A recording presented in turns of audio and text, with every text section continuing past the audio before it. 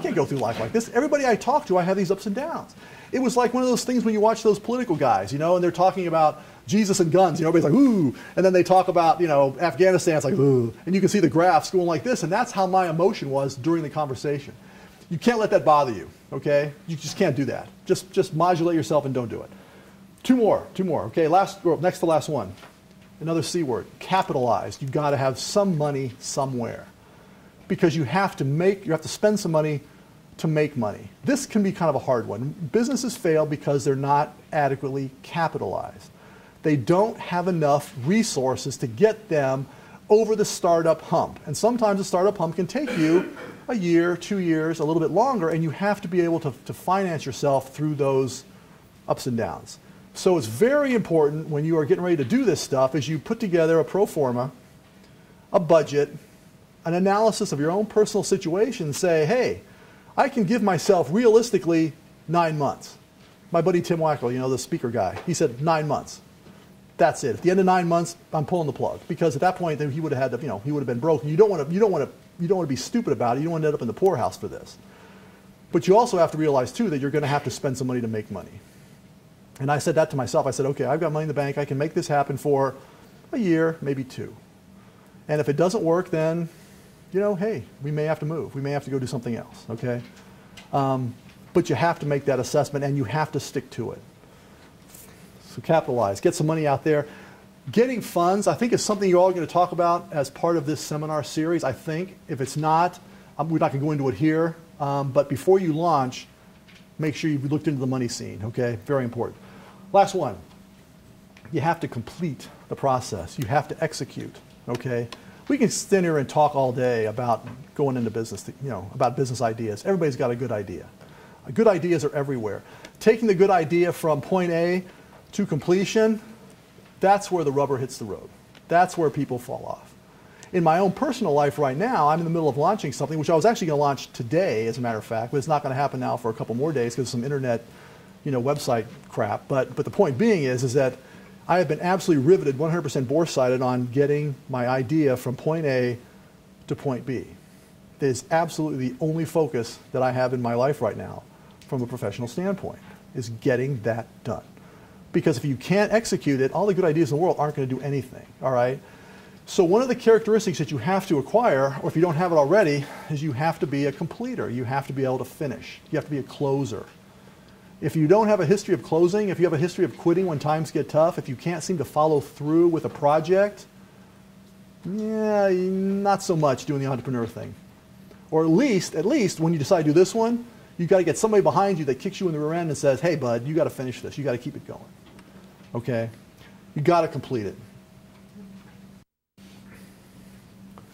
So, about the end here, a couple quick more things, right? What do you have to gain out of all this? What's the end point of this entrepreneur life? I might have made it sound like it's arduous and hard, and maybe something you don't want to do. Well, let me tell you something. Forget all that. It is phenomenal. It is fantastic. I wake up every morning, and every day, I don't know what's going to happen to me today. I could get a phone call from a drug company that needs something. Or I could meet somebody in this room that says the CEO of our hospital is going to want to use you in a couple of weeks. Or I could talk to somebody else. Or here's an opportunity. You're going to get to go here. So any of these things, or all of these things, give you confidence. They give you a certain empowerment. They make you enjoy life. They make you feel like you're alive, like you're doing something. Let me show you something. The last thing in my laundry basket here.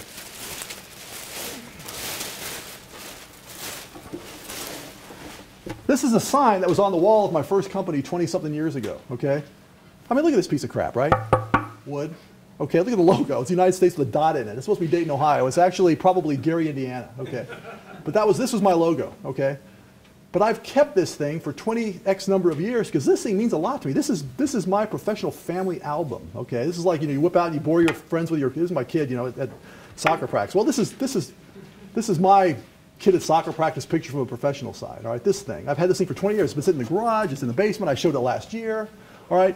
You can have these things of your own if you go out and do it. You're not going to get one of these if you don't do it, all right? And this thing, you know, it doesn't mean a lot to anybody else, but boy, God, it means a lot to me. This to me is about as important as it gets in my personal thing space, all right? And when you get out there and do it, you'll get these things, and they'll be important in your personal space too. You'll be able to control your life to some degree. You'll be able to be creative. You'll have like a whiteboard, and you're the pen, and you can mark yourself all over that thing and make it look whatever you want to look like. All right? It's like a jigsaw puzzle with the pieces, and you're not 100% sure what the box thing looks like to make it look to. If you like that kind of stuff, pretty good life, okay? Not easy, fun though. And I can be coming back to you if they ask me back next year, we'll see. Okay?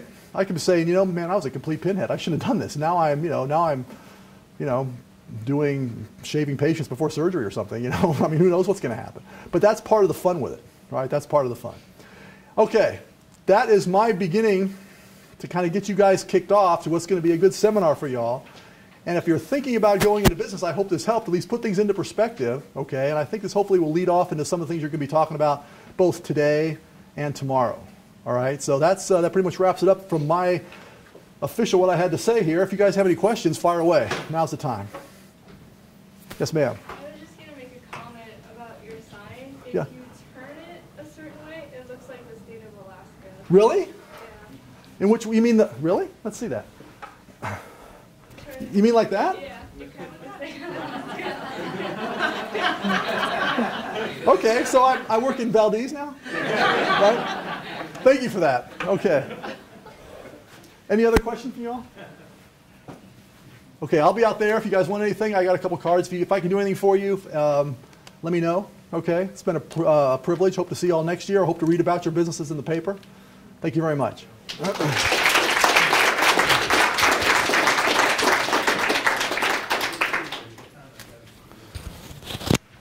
Thank you very much. We really appreciate you making the time to come. Oh, yeah, no, that's spend my with us pleasure. and kick us off. You ready? Are we ready? You all ready? Ready. All right. Well, welcome. Unbeknownst to me, our guest speaker, who did a great job, and I are kind of tied together with what we're talking about this afternoon, which is really, really good in a way. Because one of the biggest things in wanting to be an entrepreneur is, you know, really, who can be an entrepreneur? You always have that, can I do it type of mentality, okay? I, for one, was with 4 startups, but I was never the founder because it wasn't really in my genes to go out there and get ideas, but I was always the finance operations person and did 4 startups. And now I help launch businesses. And I was just telling these 2 gentlemen, to me, it's the best thing in the world is to be an entrepreneur, okay? I spent 26 years with big companies and 14 years doing startups, and I'll tell you what, I made a mistake staying 26 years with the big ones because I learned more, did more, and had a lot more fun, okay? Trust me, it is fun, even though he scared me a little. No, you know, the whole idea, you got to get out there, you got to step off that ledge, right? We're going to talk about that a little bit. Who can be an entrepreneur? Who can be an entrepreneur in this room? Everybody ought to put their hand up. Who knows Fred Smith? The name. Who is he? The guy who started FedEx. Absolutely. Any idea of his background? Probably not. It's a stretch, but you knew Fred Smith. Started FedEx. Do you know his background? What? He was a C student.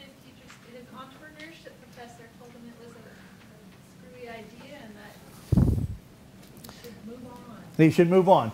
And oh, yeah, what else? Fred? He had family in the airplane business, either airplane leasing or something. Yeah. You know, here's a guy, Fred Smith, going to take on the largest, almost the largest government organization head on because he saw an opportunity. And his background was one of being a Marine. Came from a Marine side, along with the family stuff you just heard and all. But he was a Marine, which means he was very straight-laced, pretty, you know, regimented in things, detailed, certainly. He was a Marine, okay? But he's a very, very successful entrepreneur. Here's a guy, John Mackey. Anybody ever go to Whole Foods in the lower 48? Okay, you love it, right? Great stores. This guy saw an opportunity of selling upscale products, produce, meats, and others, to individuals that you know, had a little bit more money, disposable income, and wanted something a little different, a little better. You know his background? You probably don't. I had to look it up. He was a hippie. He was a hippie. All right, you got a hippie and an ex-Marine already, right? If there's not 2 ends of the spectrum, I cannot think of 2 ends of the spectrum, right? Marine and a hippie. These people saw an opportunity, and we're going to have a session after this about opportunity assessment, okay, that Rick's going to do. And I'll talk you through how you assess your opportunities. These guys just saw opportunities and became entrepreneurs. Oops, I'm going backwards. This next one, pulled them up because it's kind of just reading about him, was a little different. This guy, it's actually a European company, Infosystems, but he started a very big information systems company, and he was a Bulgarian rebel. He had to escape Bulgaria. He was a very liberal rebel over there, and he had to escape the country and get out of there, and then he decided, well, I got to make a living, and he came up with an idea and became a very, very successful entrepreneur, and still is today. Another different type of individual in a way. The last but not least, you all know this guy, Bill Gates. What's the first thing when you think about Bill Gates? What? College dropout's one thing. What else? Nerd. A geek. Okay? Here's an engineer. Most people say, oh, engineers, how do they come up with ideas? This guy in high school, did anybody here read Outliers, the book? Talks about Bill Gates in there. He had an opportunity nobody else had because he grew up and was able to go to a high school that had the very first computer in any high school in the United States. And he and his buddies worked on that.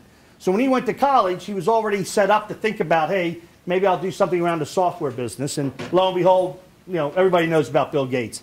But again, here's an engineer, a rebel, a hippie, and an ex-Marine, all very successful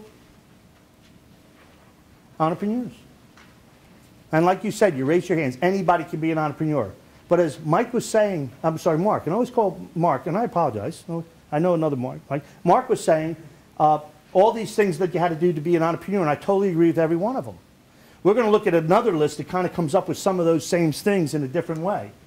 Because these are 7 desirable attributes. And they tie into what he said, okay? He talked about confidence. Another way of saying confidence is you're committed and you're dedicated to it. You have the confidence to go out there and do it.